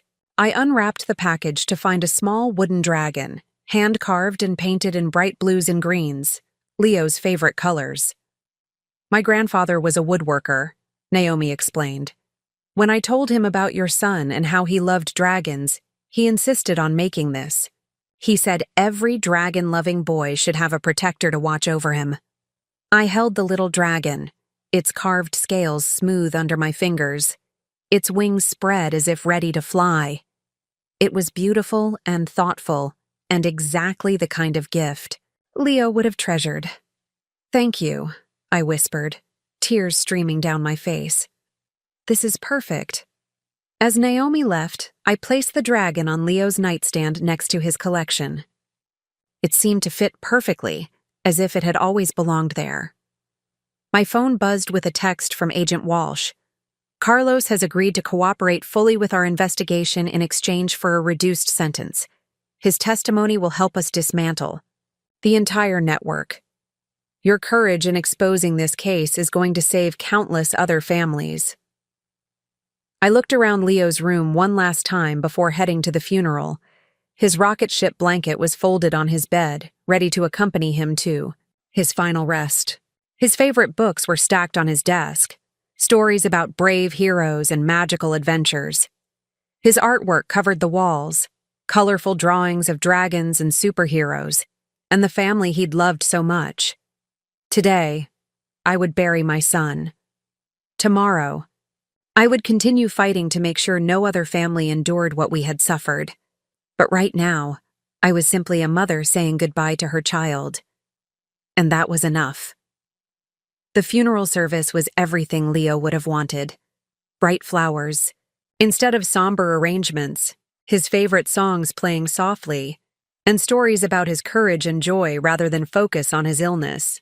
I stood at the podium looking out at a church filled with people who had genuinely loved my son, and for the first time in weeks, I felt peace. But that peace was shattered when I saw them in the back row. Carlos's parents, Elena and Roberto Martinez, had somehow been released on bail pending their testimony in the federal case. They sat with Carlos's sister Maria, all three of them dressed in black, their faces masks of false grief. The audacity of their presence at Leo's funeral, after enabling Carlos's crimes and helping cover up his betrayal, was breathtaking. Continued with my eulogy, speaking about Leo's love for dragons and his belief that real heroes protect people who can't protect themselves. But my eyes kept drifting to the Martinez family, who had the nerve to show up and pretend they mourned my son while they had actively participated in exploiting him. After the service, as people filed out to the reception, Elena approached me, near Leo's casket. Her face was streaked with tears, but I felt no sympathy for her grief. Odette, mija, she whispered, reaching for my hand. We need to talk. This has all gotten so out of hand. Surely we can work something out as a family. I pulled my hand away from hers. Work something out? Elena, your son was planning to profit from Leo's death. You helped him hide that from me while our child was dying. Carlos was confused, grieving, she protested. Men handle these things differently. And that woman, that Amber, she manipulated him when he was vulnerable. The excuse was so familiar, so predictable, that I almost laughed. Even now, with federal charges pending and evidence of systematic fraud, the Martinez family was still trying to paint Carlos as a victim. Mrs. Martinez, a voice interrupted us.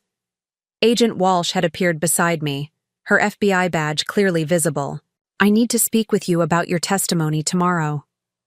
Elena's face went pale. She knew that her cooperation with the FBI was the only thing keeping her out of federal prison. Agent Walsh, I said calmly. Mrs. Martinez was just leaving. But Elena wasn't done. Odette, please, think about what this is doing to our family. Carlos made mistakes, but destroying him won't bring Leo back. That was the final straw. I turned to face her fully, and every person in the reception hall seemed to sense the tension. Conversations stopped, and all eyes turned toward us. "You want to talk about family, Elena?" My voice carried clearly across the room.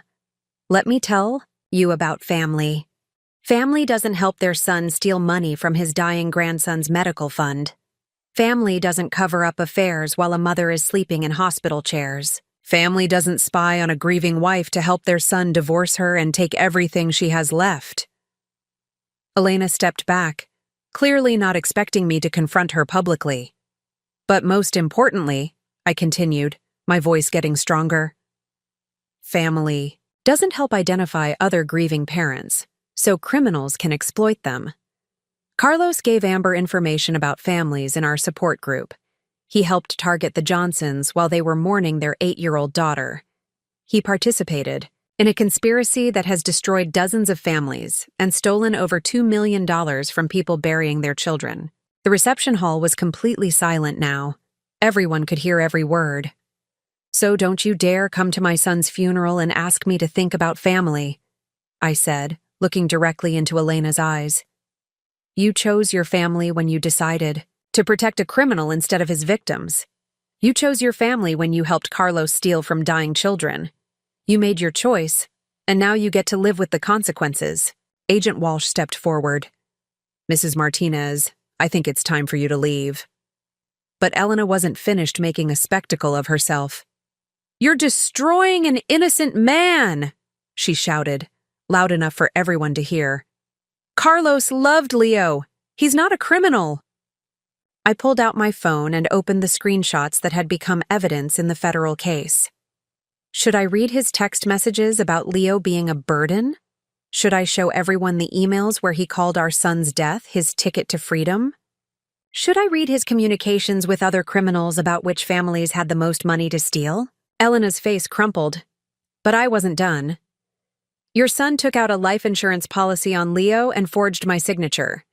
He was literally betting on our child's death while I was fighting to save his life. So don't stand in this church, at my son's funeral, and tell me he's innocent." The crowd around us was staring in shock. Many of them knew Carlos, had considered him a friend and devoted father. Seeing the evidence of his crimes laid out so starkly was devastating. "Mrs. Martinez," Agent Walsh said firmly to Elena, "you need to leave now, or I'll have you arrested for harassment." Elena looked around the room at the faces of people who would never look at her family the same way again. Without another word, she turned and walked out, followed by her husband and daughter. As the door closed behind them, I felt a sense of completion. The truth was finally out. The people who had enabled Carlos's crimes were finally facing consequences. Justice wasn't just coming anymore. Justice had arrived. 6 months later, I stood in a federal courthouse in Philadelphia as Judge Catherine Morrison read the sentences that would finally close this chapter of my life. Carlos sat at the defendant's table in an orange jumpsuit, flanked by his court-appointed attorney. He had aged years in the months since his arrest, his hair now gray at the temples, his face gaunt from the stress of facing justice for his crimes. "Carlos Martinez," Judge Morrison's voice rang clear through the packed courtroom. "You have been found guilty of wire fraud, conspiracy, money laundering, insurance fraud, and exploitation of a vulnerable person.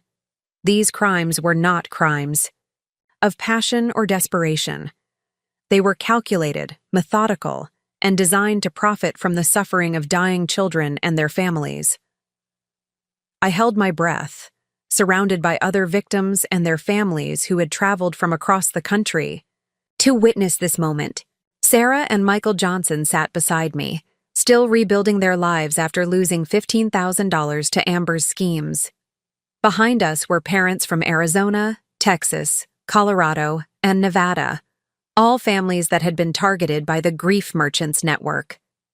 "The court sentences you to 12 years in federal prison, to be followed by 5 years of supervised probation," Judge Morrison continued. "You will also pay restitution in the amount of $2.3 million to the victims of your crimes." 12 years.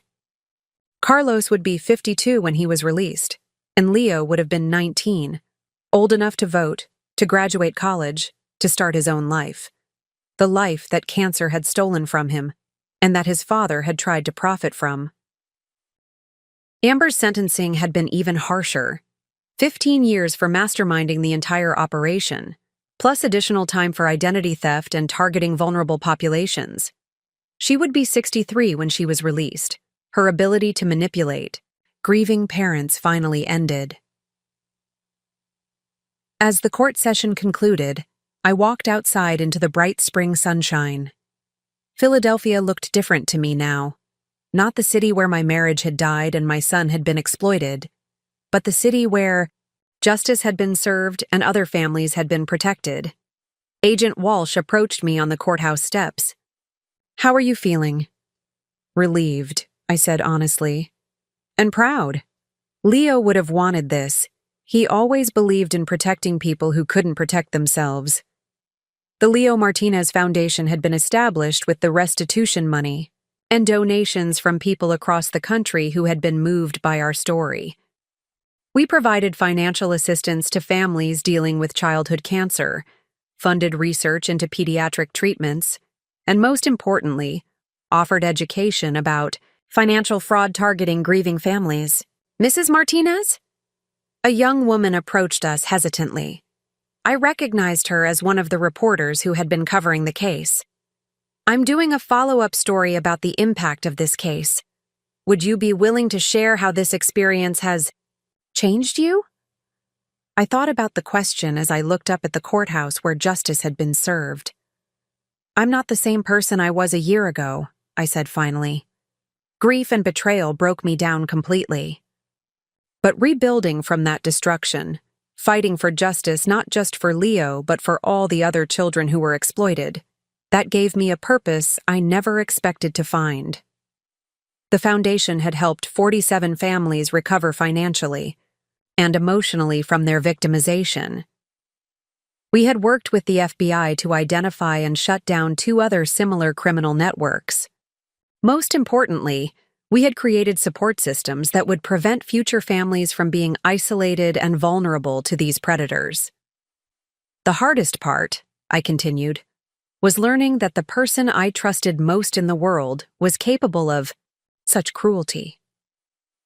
But the most beautiful part was discovering that strangers, like Naomi, who drove from Vegas to warn me, like Angelina, who brought evidence, like all the families who testified to help convict these criminals, strangers were more loyal to my son's memory than his own father.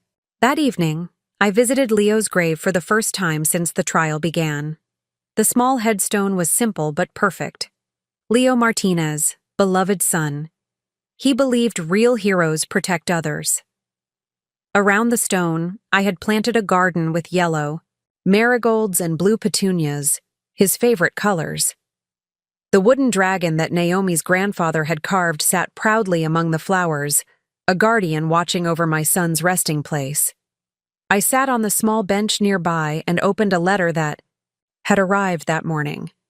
It was from a family in Oregon whose 6-year-old daughter was fighting leukemia.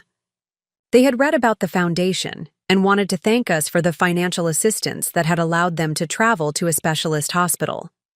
"Because of the Leo Martinez Foundation," the letter read, "our daughter Emma is getting treatment.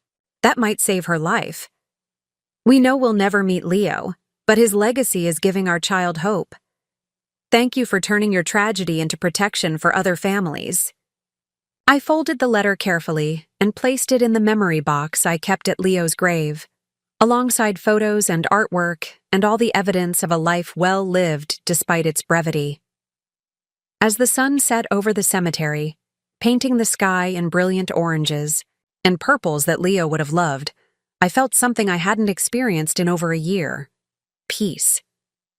Not the peace of forgetting or moving on, but the peace of knowing that my son's life and death had meaning beyond the cruelty of those who tried to exploit it. Carlos had been wrong about one thing: Leo's death hadn't been anyone's freedom. It had been everyone's call to action, and we had answered. Up next, you've got 2 more standout stories right on your screen. If this one hit the mark, you won't want to pass these up. Just click and check them out. And don't forget to subscribe and turn on the notification bell so you don't miss any upload from us.